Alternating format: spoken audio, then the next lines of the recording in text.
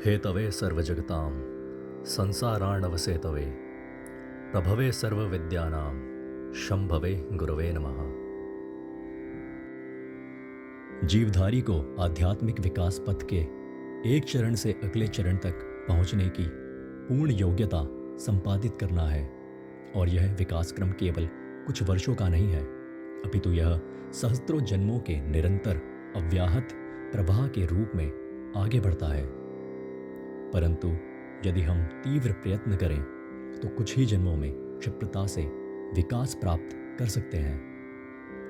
कौशिक महाराज जो क्षत्रिय थे, उन्होंने अपने दृढ़ संकल्प, सुदीर्घ और कठिन साधना से ब्राह्मणत्व को प्राप्त किया और ब्रह्म ऋषि विश्वामित्र कहलाए।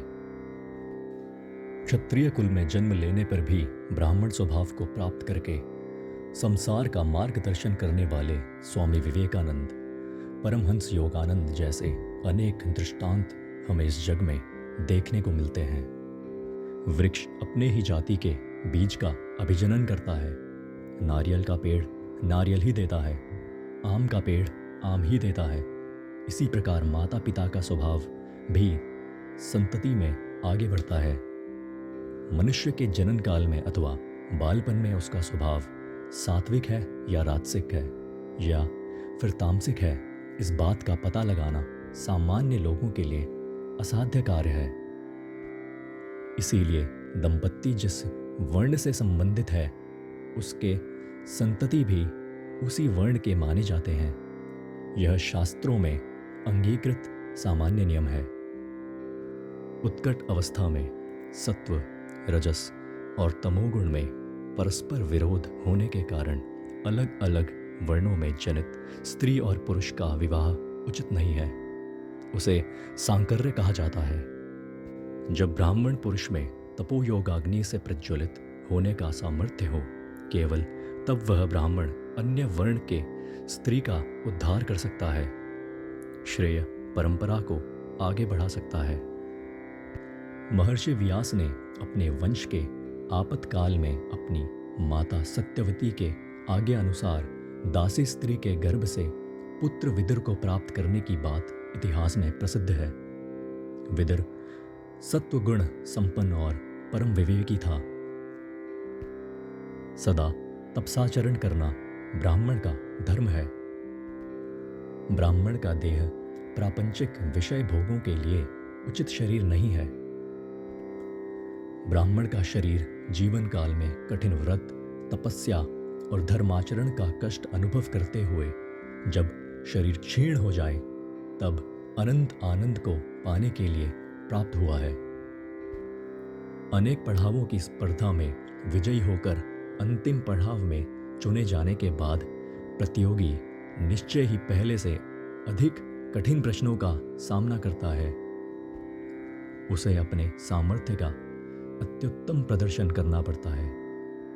परमात्म शक्ति के अभिव्यक्ति केंद्र के रूप में मानव कुल के आदर्श मूर्ति भूमि पर विचरण करने वाले देवता रूप में ब्राह्मण वर्ण की सृष्टि की गई है। इसीलिए योग, तपस्या, इंद्रिय निग्रह, सत्यपरता, शुद्धता, दया, वेदाध्ययन, शास्त्र विद्या, अत्रिंदय अनुभव, परमार्थ में दृढ़ निष्ठा से ये सब ब्राह्मण के लक्षण हैं, ऐसा शास्त्रों का निश्चय है।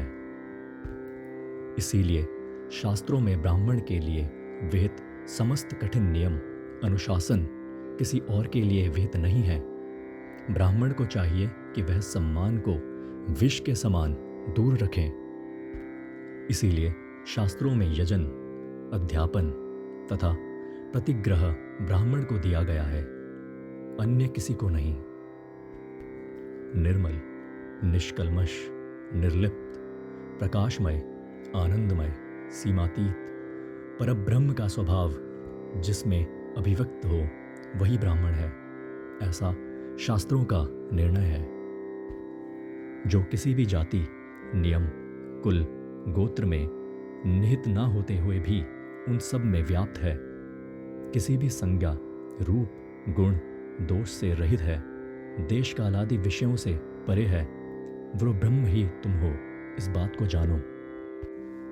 प्रत्येक जीव परिशुद्ध चैतन्य होते हुए भी जब कोई अपने अज्ञान के आवरण को हटाकर परब्रह्म के स्वभाव को प्रकट करता है तब वह ब्राह्मण कहलाता है।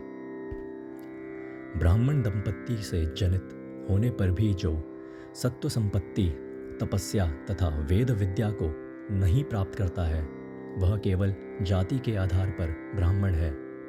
स्वयं ब्राह्मण्य से पतित होने वाली स्थिति में रहकर वह व्यक्ति किसी का उद्धार नहीं कर सकता। पशु पक्षी स्थावर इत्यादि प्रत्येक जीव मानवता हो पाता है। प्रत्येक मानव ब्राह्मण्य को पाता है। प्रत्येक ब्राह्मण ब्रह्म ज्ञानी होकर परब्रह्म में ऐक्य पाता है। ऐसा शास्त्रों का संदेश है। जिस प्रकार प्रज्वलित अग्नि में से सहस्त्रों अंगारे बाहर निकलते हैं उसी प्रकार परमात्मा के चैतन्य पुंज से बाहर निकले असंख्यात चैतन्य कण ही जीव हैं और ये जीव अंत में उसी परमात्म चैतन्य में एक हो जाते हैं।